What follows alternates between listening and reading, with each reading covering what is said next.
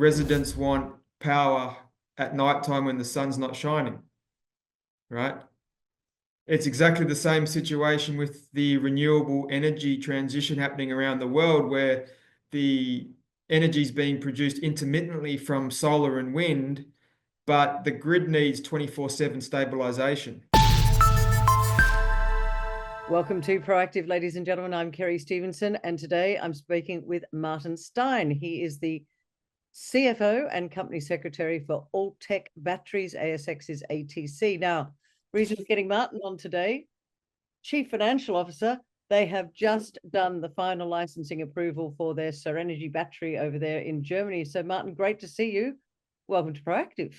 Pleasure to be here, Kerry. Thank you very much for having me. Martin, how important is this final licensing approval for the company? Because I know that you started it in, I think it was September 2023. You've now got the tick, which is going to allow you to start construction, clearing of the site, et cetera, et cetera. So is this the final hurdle cleared? Well, it gives us a pathway now to start construction when we have the finance. So like you say, we've been working on it since September 2023 with our German consultants, Leadec and Aricon. There's quite a lengthy process in getting environmental permits and government approval to construct a significant 120 megawatt hour plant in Germany, as you can imagine. So we've spent quite a bit of time working in the background to secure these permits.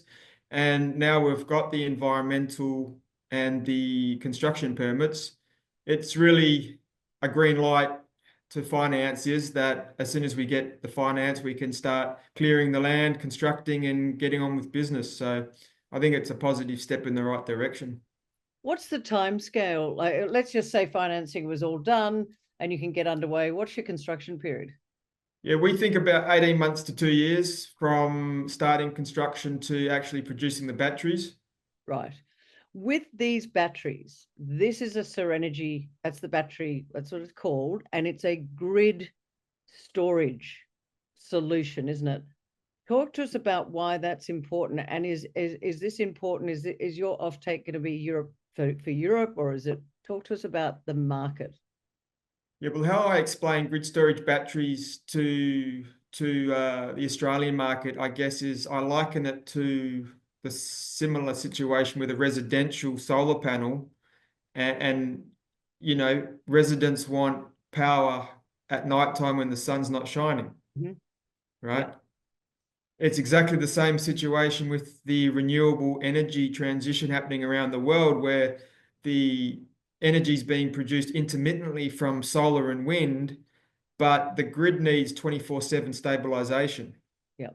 So we're talking on a massive scale, massive size batteries, putting them onto grids or to data centers or any energy thirsty applications. The usage for them is really limitless. Putting them onto those applications, storing the renewable energy that's produced in surplus, and putting it back into the grid when it's required. So it's really the future of the renewable energy transition is the battery side of things. So with these batteries, because you just mentioned, I'll get into finance in a minute. But before I do that, what about, this is in Germany. Are there grants available to support what you're doing? How supportive are they over there of what you're trying to achieve? Yeah, there is grants and subsidies available with the European Investment Bank and also the German state and federal governments.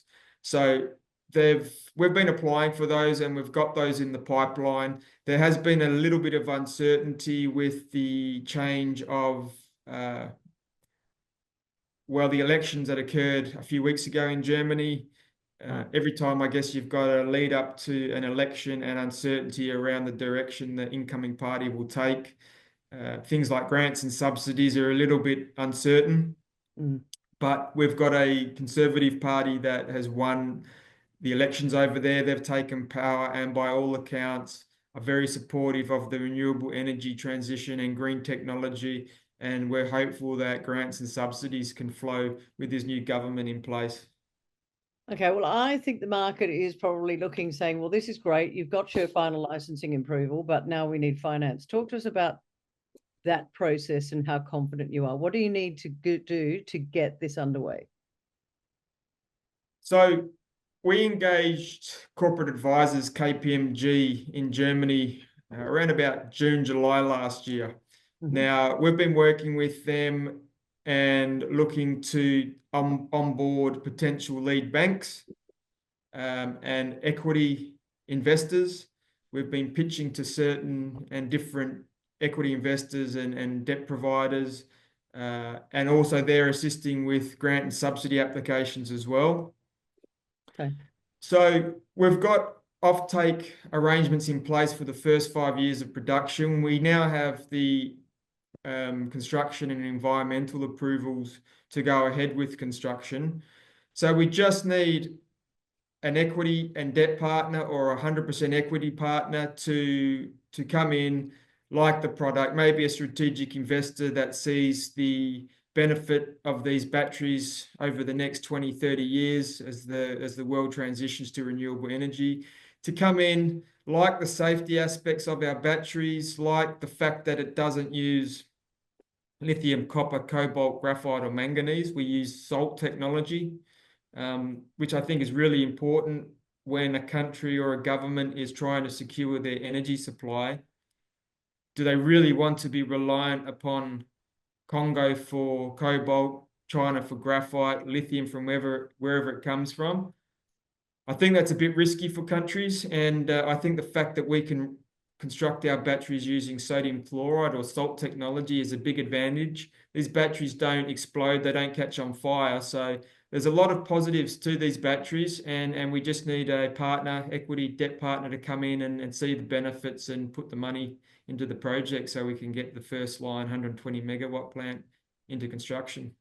Well, I will look forward to finding out how you go along with that finance, Martin, because, you know, as the CFO for the company, I'm sure you're out there talking to lots of people, and it won't be long before there's news coming up. So thanks so much for talking to us today, and we'll look forward to news in the future. Thanks so much. It was a pleasure, Kerry. Thanks very much.